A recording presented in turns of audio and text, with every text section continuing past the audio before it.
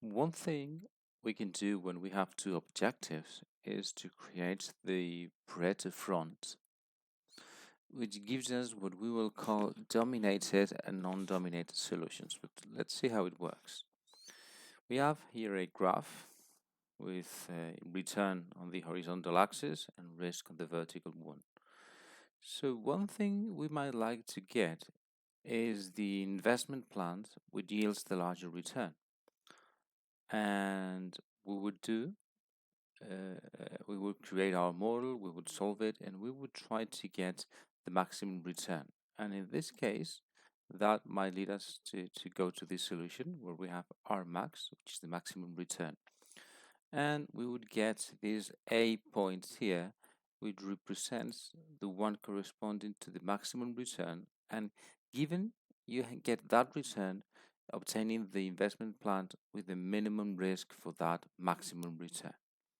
That is an interesting point because we cannot go beyond that point to our right because there's no way for us to improve our return even if we wanted or we were willing to increase our risk.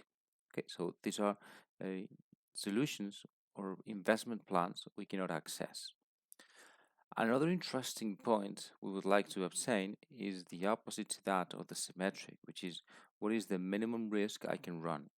So in this case, I would solve that model and I would get this k-min, which is the value which corresponds to the minimum risk. And this B point would be that yields the maximum return assuming the minimum risk. Okay, we have this vertical line here indicating which is the maximum return for that minimum risk.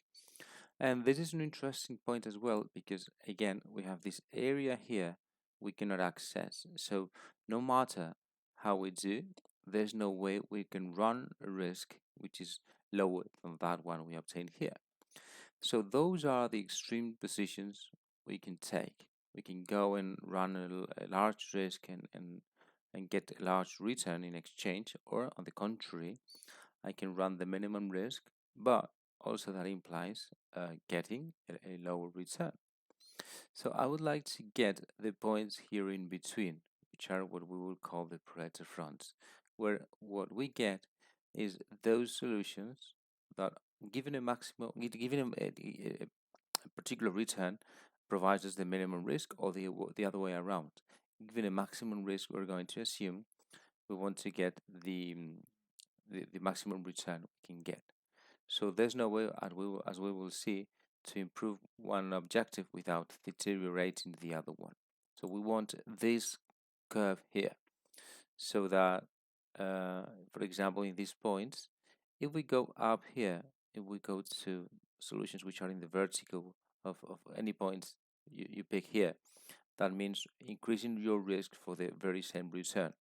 And if you go down here, what we get is that we cannot access those points because you can, if for example, where I have my mouse here, you could not get that level of return with only that investment. Okay, so let me just do it with the, let's see, if I'm here, for example, that would mean getting that level of return, okay, but with this level of risk. So what we have is with that Pareto front is that those solutions are not accessible. So these are unfeasible solutions. Let's finish the okay.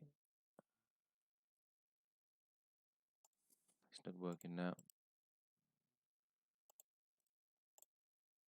Yeah, there we go. So what we have here is that this orange area here is also a set of solutions I cannot access, and along with the ones I identified first, those are infeasible solutions, okay, and those which are above this front are dominated solutions, okay, because any point you pick here is worse than one of those you have in the front, okay.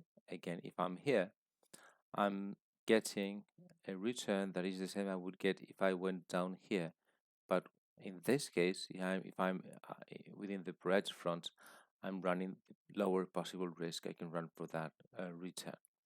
So this is a very interesting curve, okay, because it gives you the best strategies depending on how much risk you're willing to run. So you can go from this point where you have the minimum risk, the minimum accordingly return, or you can go all the way up here. So the point is either to provide the decision maker with this curve or ask him or her where he or she wants to be in terms of return or risk and gets a point or a set of points around that area.